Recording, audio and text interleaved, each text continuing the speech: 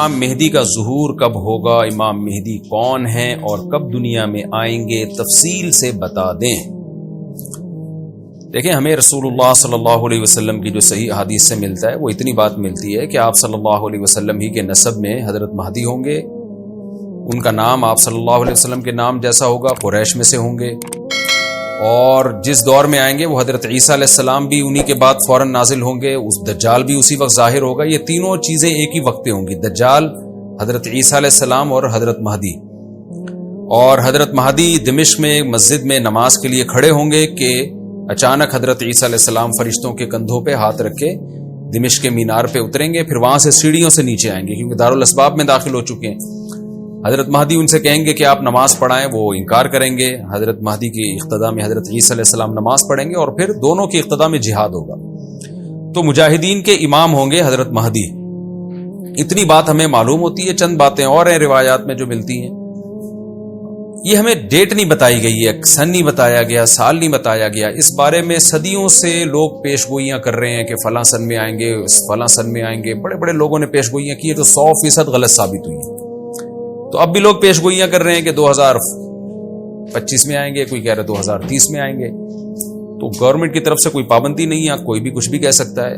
نبی صلی اللہ علیہ وسلم نے اس کو مبہم رکھا ہے، صحابہ نے مبہم رکھا، نہ صحابہ نے نبی سے تاریخ پوچھی، نہ مہینہ پوچھا، اور نہ نبی نے بتایا۔ اور ایسی چیزوں میں اسلام اس کو مجمل ہی رکھتا ہے، کیونکہ وہ مہینہ آتا اور اس مہینے میں کوئی بھی اٹھ کے مہدی کا دعویٰ کر دیتا تو کنفیوژن پیدا ہو جاتی نا۔ اس لیے ہمیں اس پر مبہم ایمان ضروری ہے، مجمل ایمان ضروری ہے۔ مبہم تو نہیں کہیں گے، مجمل کا مطلب تفصیل ہمیں معلوم نہیں ہے، بس ہمیں پتہ ہے کہ ایک وقت آنے والا ہے قرب قیامت میں کہ حدیث میں آتا ہے خراسان سے ایک لشکر اٹھے گا اور اللہ اس کو فتح عطا فرمائیں گے۔ حدیث میں آتا ہے کہ مجاہدین لڑیں گے اور اتنی بڑی جنگ ہوگی کہ آپ صلی اللہ علیہ وسلم نے فرمایا کہ 1/3 مجاہدین اس میں جو لڑنے والے ہوں گے وہ شہید ہو جائیں گے، جو اس وقت کے سب سے افضل ترین شہداء ہوں گے، اور 1/3 مجاہدین وہ ہوں گے جو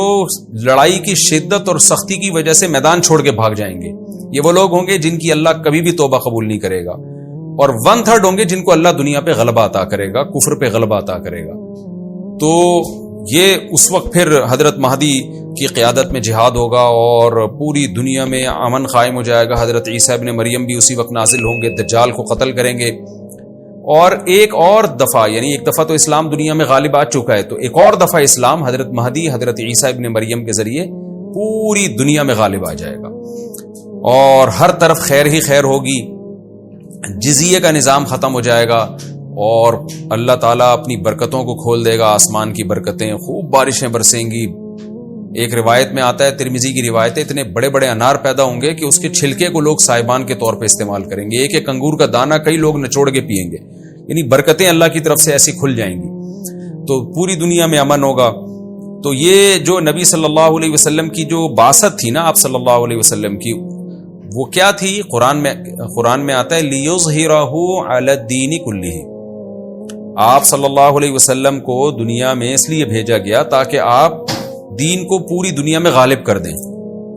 تو ایک دفعہ تو یہ بنو امیہ کے دور میں، اور بنو عباس، اور پھر خلافت عثمانیہ، یہ جو مسلمانوں کی خلافتیں چلی ہیں، تو بنو امیہ اور بنو عباس کے دور میں تو اسلام پھیل گیا تھا، پوری دنیا جتنی بھی مہذب دنیا تھی اس میں اسلام ہی اسلام تھا، یعنی اسلامی حکومت تھی۔ سب مسلمان نہیں تھے لیکن حکومت اسلامی تھی، سب مسلمانوں کے زیر سایہ تھے۔ تو اللہ تعالیٰ اب پوری دنیا میں کیفیت کے لحاظ سے، کمیت کے لحاظ سے، کوانٹٹی کوالٹی دونوں لحاظ سے اسلام کو دنیا میں غالب کرے گا۔ اس کے لیے اللہ نے حضرت مہدی اور حضرت عیسیٰ ابن مریم کا انتخاب کیا ہے۔ اتنا ہمارا ایمان ہے۔ اب کیا ہوتا ہے کہ ہر تھوڑے دن میں کوئی مہدی اٹھ کے دعویٰ شروع کر دیتا ہے، اور تو امام مہدی سب سے پہلی بات یہ مجاہد ہوں گے، بڑی اہم ترین بات یہ ہے، اور انہی کے دور میں حضرت عیسیٰ ابن مریم بھی نازل ہوں گے، تو اور دجال بھی ظاہر ہوگا۔ تو اس لیے یہ تینوں چیزیں ایک ساتھ ہیں، اس لیے ان کو پہچاننے میں اہل اسلام کو دشواری نہیں ہوگی۔ حضرت مہدی کو تو لوگ خود تلاش کریں گے، ان کی علامتوں میں سے یہ بھی ہے، وہ دعویٰ نہیں کریں گے، لوگ اہل اللہ بزرگان دین علماء ان کو خود تلاش کریں گے۔ آج لوگ خود دعویٰ کر رہے ہوتے ہیں حضرت مہدی ہیں، میں حضرت مہدی ہوں، تو وہ دعویٰ جو کرے گا اس کا مطلب وہ تو ہو ہی نہیں سکتا۔ تو اس لیے ہمیں اس ٹاپک کو ختم کر دینا چاہیے، اس سینس میں ختم کر دینا چاہیے کہ جو دعوے کر رہے ہیں نا کہ کل آ رہے ہیں، پرسوں آ رہے ہیں، فلاں سن میں آ رہے ہیں، اس سینس میں اس ٹاپک کو ہمیں ختم کر دینا چاہیے. ہاں جتنا احادیث میں ہے اس کو بیان کرنا چاہیے. اور جو لوگ بھی خلاف سنت ہوتے ہیں وہ تو حضرت مہدی ہو ہی نہیں سکتے. آج تو مہدی ہونے کا دعویٰ ایسے ایسے پاگل فضول قسم کے لوگ کر رہے ہیں جو انسان ہونے کا دعویٰ کرنے سے پہلے ان کو سوچنا چاہیے کہ ہم انسان کے بچے بھی ہیں کہ نہیں.